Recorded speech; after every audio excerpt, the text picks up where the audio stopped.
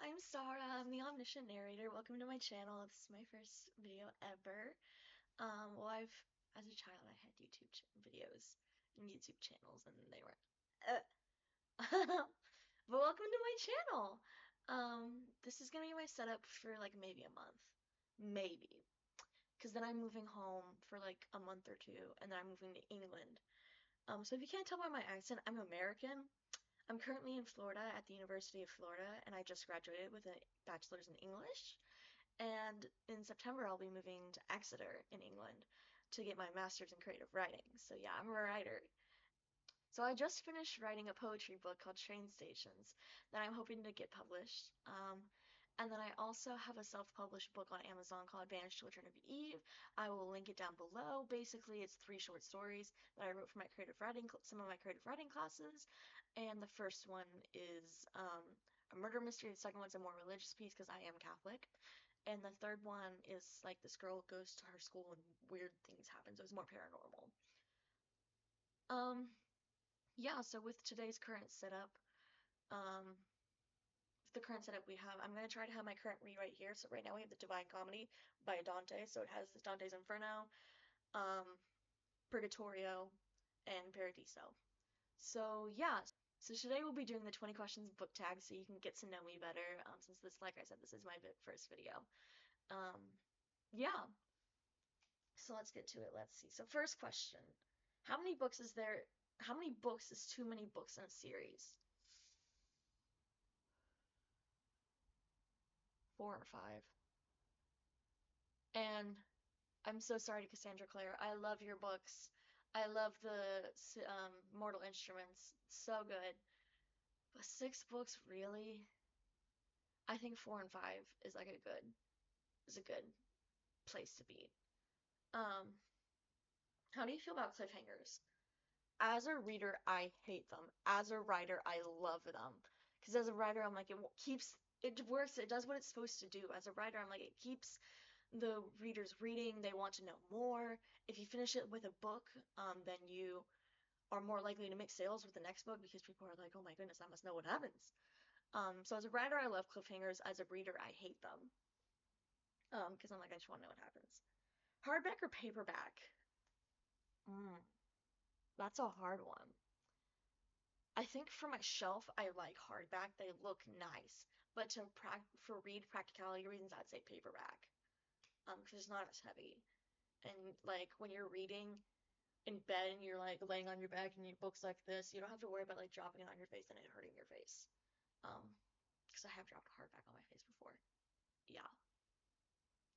Favorite book? This is an easy question. My favorite book of all time is Red Queen by Victoria Aveyard. So many people hate on it. They're like, oh, it's too many cliches, yada yada. I don't care. It's my favorite book. I can reread that book as many times as I want. But some of my other favorites I will include is, of course, the Harry Potter books. Of course, the Hunger Games. I just finished reading Pride and Prejudice. I haven't decided it's made its way to my all-time favorites. But one that has is another classic that has is Jane Eyre by Charlotte Bronte. Um, yeah, I have a few more like all-time favorites, but I just can't think of them off the top of my head right now. Um, but at home, like home, not like home in Georgia, not here in Florida, I on my bookshelf. So I have one bookshelf there because that's all I can fit in my room. All my other books are in the basement in boxes. But so yeah, my bookshelf is just my books I haven't read. It's my TBR pile, and it's a large bookshelf. So yeah, I have a very big TBR. But on the very top, like it's not even the top shelf, it's just the top of the bookcase. I put my favorite books of all times, and I have bookends at the end, at the ends. Yeah. So if I was there, I could look at that and tell you, but I am not there. So next question, least favorite book. I'm gonna give this to like one of the few books I have never finished. And I say few, I can only think of 2 books I've like never finished since I've been a big reader.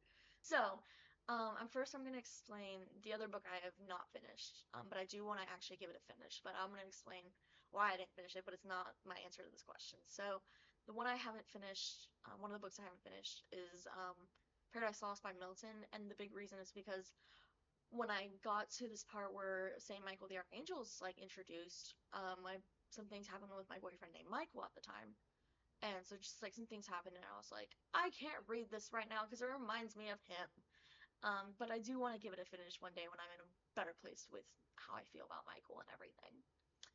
Um, so my least favorite book, so the book I have not finished, I've tried twice. I really want to be able to read it. I just can't. It's the first Lord of the Rings book. I know there's so many fans out there, and I hate to say it. I just can't get past the beginning because it's just walking and walking and walking, and I want to actually like have something happen. I want to be interested. I want to enjoy the books. I just can't. It makes me really sad. So I guess that's my answer. Next up, love triangles, yes or no? Uh, if it's done right, yes. I am thinking of um Will, Jem, and Tessa in um the Clockwork, the Infernal Devices. That's what the books are called, the Infernal Devices. That is done really well, and I think a big part of it is because first of all, Will and Jem, they kind of have a thing for each other. It's not romantic, it's platonic, but they still have a thing for each other. And then in the end, it kind of works out for both Will and Jem because, like, she married, sorry, spoilers, but she marries Will until he dies. So she gets her time with Jem, and then Jem becomes a silent brother. But when he becomes a silent brother at the end of the Mortal Instruments, she gets her time with him. Um, so it kind of works out for everyone. But other times when it's just there, sometimes just kind of as a plot device, and it doesn't really fit the book, it's a no. It just has to fit the purpose of the book and its overall themes, and not something you just shove in there for like drama. The most recent book you just couldn't finish would be Paradise Lost by Milton. Actually, no, I take it back. I take it back. I just DNF'd to finish. Okay, it's not DNF'd. It's I'm coming back to a later book. Um, I really hate to say this. I really hate to say this. But it is Wings of Starlight by Saft. I don't remember the first name, but Saft. Her. Um, and so the reason I didn't finish it is I'm on a really big classics kick. Like, I'm on a really big classics kick right now. I just finished Pride and Prejudice. I just finished Animal Farm. I'm currently reading The Divine Comedy, so I'm on a very big classics kick. And before I read Animal Farm, I tried reading Wings of Starlight, and I got about 60 pages in, and I was just like, I'm really excited about this book because I love what it's about, but I just can't get myself to sit down and read it. And when I do, I read like a paragraph and then just like, I'm done. I don't want to do this anymore. Um, so that's my current. Did not finish, but I will finish it at some point when I'm out of this classics kick. Um, a book you're currently reading. It's right here. We kind of already answered this. The Divine Comedy. I'm like 5 pages into the intro. But I'm hoping to get more into it. My goal really is to finish the intro today, hopefully, and maybe get a bit started into Inferno. Yeah, because I'm really interested into reading this, and I hope I can get into it. The last book you recommended to someone would be Wings of Starlight. Like I said, I haven't read it, but I was talking to a friend online. She's not online, but like I was talking to a friend through FaceTime, and she's not a big reader, but I was like, hey, I have this book you will love. And I told her about it, and so I recommended it to her, and she like seemed all about it. So hopefully she reads it. The oldest book you've read by publication date, I'm gonna go this because I've read excerpts from other things that are definitely older. Because I took when I so I did a year abroad in England, and when I was there, I took an Old English. I actually took two Old English classes. Um, One of them was Old English and Middle English, and the other was Old English riddles. And so like I'm talking like Old English. Like it does not sound like English. It does not sound like modern English at all. It's basically a different language, and it's just dead like Latin, kind of. Um, yeah, and so those were older, but I mostly read excerpts. Like I was supposed to read Beowulf, and I did not read Beowulf at all. But like I read the riddles. I never finished the book, but I read a lot of them, and I read parts of like the Canterbury Tales and stuff. So if we're counting that, then that's the oldest stuff I read. But if we're counting like stuff I have, like I intend on reading the entirety of it, I'd go with this. The newest book you've read by publication date. We're gonna go with Wings of Starlight because it is the most recently published book. That I've read 60 pages of it. It counts as having read it, right? Um, if we're not counting it, what is it? Let me pull up my Goodreads and see what books I've recently read. Yes, I do use Goodreads. Reading challenge. Okay, let's see if she'll load. Challenge details. What books have I read? Animal Farm, Pride and Prejudice. Ooh, Sunrise on the Reaping. Yeah, that would be the most recent. Actually, when was this published compared to Wings of Starlight? Okay, so this was published on March 18th. Wings of Starlight. My voice is really weird today. I've been sick. So February 4th. So yeah, actually, even where it's not even Wings of Starlight, it's literally Sunrise on the Reaping. So that's the most recent book I've read. Buying books or borrowing books? Buying books. I know borrowing books is better, but buying books. And I know buying used books is better if I'm gonna buy books, but I buy new books. I'm very bad. Yeah, and part of the reason actually, well, part of the reason now, part of my excuse is so for my birthday, my younger sister, she got me a book embosser. So it says my first and last name, and it says established 2003 because that's the year I was born, and it has flowers, and it's just so pretty. So I use that now on every time I finish a book, and I would love to one day go through all my like books I've already read and like add it to all of them, but that would take forever. So I've been reading hardcore since sixth grade, and I just graduated college. A book you dislike that everyone else seems to love. The first Lord of the Rings book, already discussed. Moving on. Bookmarks are dog. It says dog years. I know it means dog years. Um, bookmarks.